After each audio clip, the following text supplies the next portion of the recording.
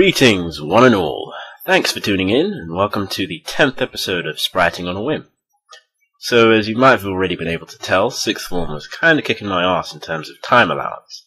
So when it came time for the January exams and I had to revise, I basically had to throw podcasting out the window. I haven't done an episode since November, and that was 6 months ago, so, I tend to apologize for that, but, you know, fuck it. Let's just get on with this, okay? Preambles out of the way, today's topic is females.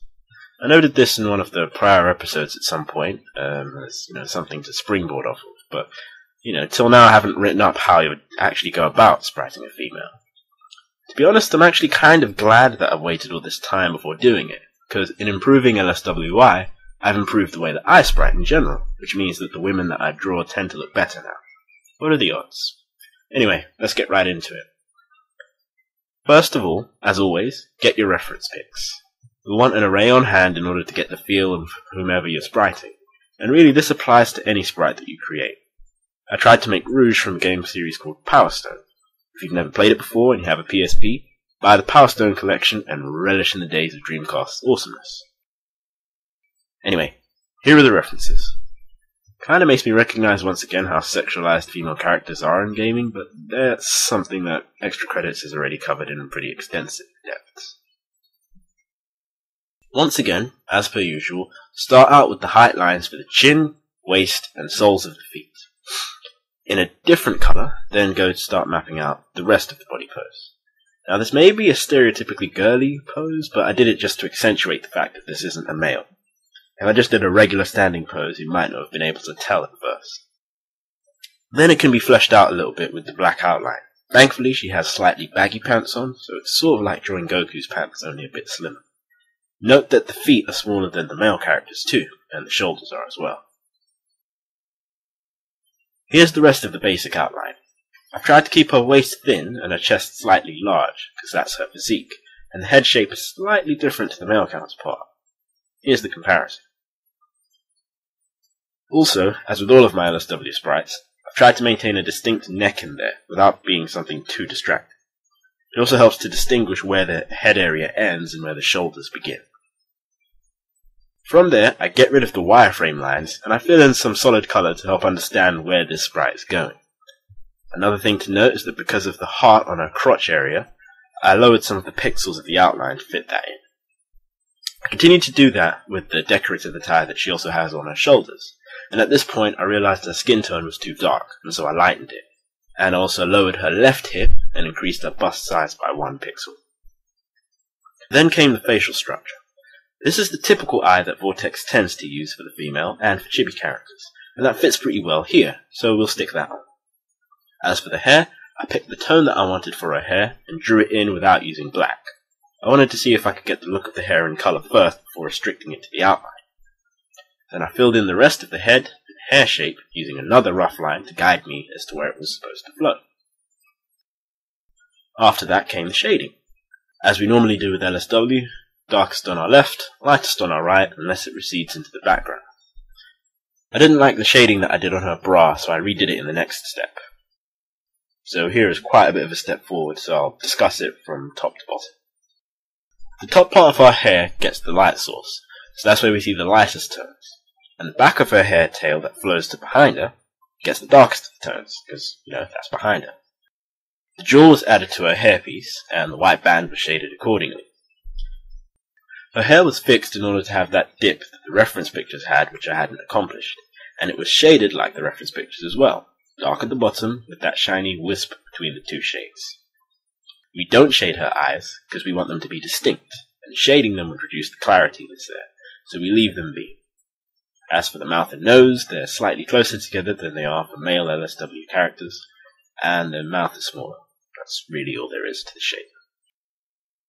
The waist size was reduced a pixel once more to get that belly dancer physique of hers accentuated, and more rounded shading was used for the bust. Now here's my advice to people.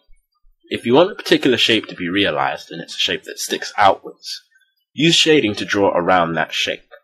So for her breast, I want it to appear round and sticking out.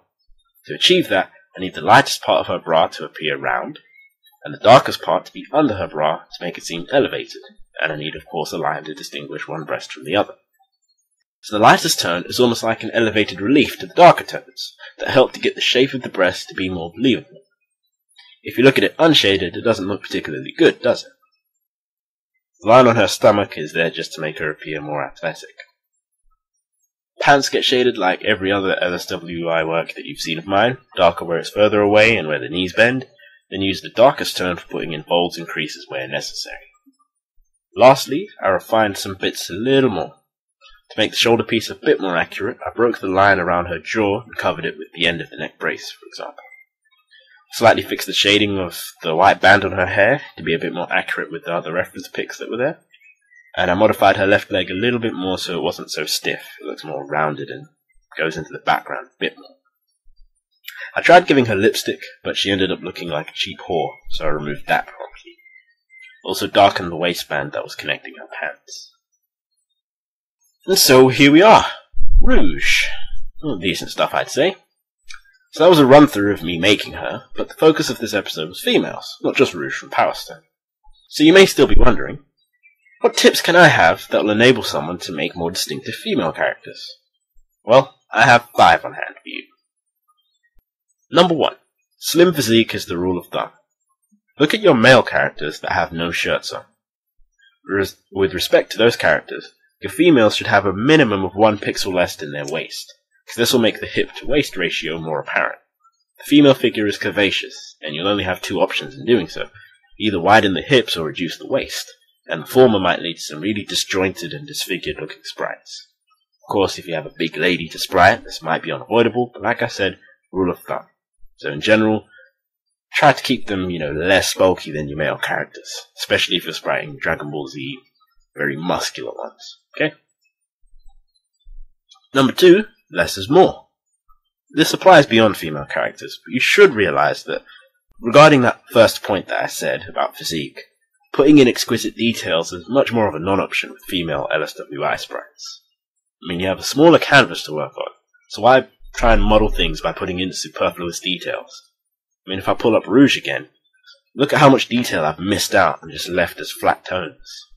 That wasn't done out of laziness, but out of clarity. Get the raw essence of your character there, and be very frugal about adding extras on. Number 3, Jump. Jump Ultimate Stars is practically the savior of LSW. All of the greats have pulled inspiration from it at some stage, and it's particularly useful for observing the female figure. So if you're in doubt about a pose, find a Jump Ultimate Star sprite to guide you on your way. Number 4, Mega Boobs are a no-no. Unless your character has the body of Tsunade from Naruto, or some other kind of disfigurement that's integral to the character's shape, avoid the anime preposition that bigger boobs define a woman. Like I said, less is more, and with a smaller canvas to work on, larger boobs will only make your character look more comical in a bad way. Also, avoid drawing circles. Try and give them some form like an actual breast has. Maybe look at some tutorials that tell you how to do so. And number 5. Draw them alongside a male character. Not many people mention this point, but I find it pretty crucial. In creating your sprite side by side with a male character, you'll see certain aspects that are necessary to change to distinguish one sex from the other. For instance, when I drew Rouge, I drew her alongside Android 17, but that wasn't just for height referencing.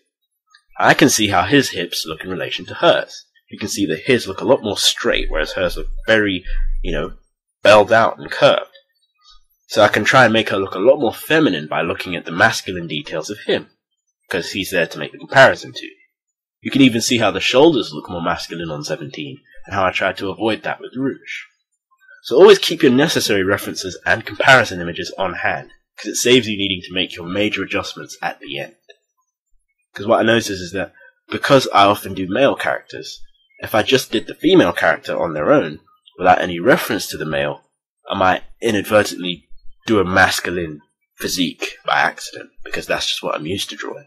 So if I look at what I've already produced, I can see the things that I should avoid, and certain things that maybe should be kept. And with that, this episode comes to its close.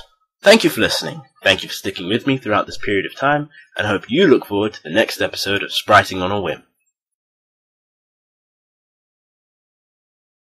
This has been a Spriting on a Whim and DBZ Vortex podcast.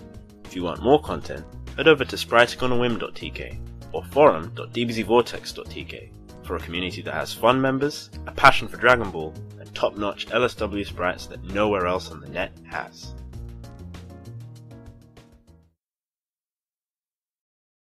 All of the greats have pulled inspiration from it at some stage, and it's particularly useful for observing the female figure. So if you're in doubt about a pose, pull up a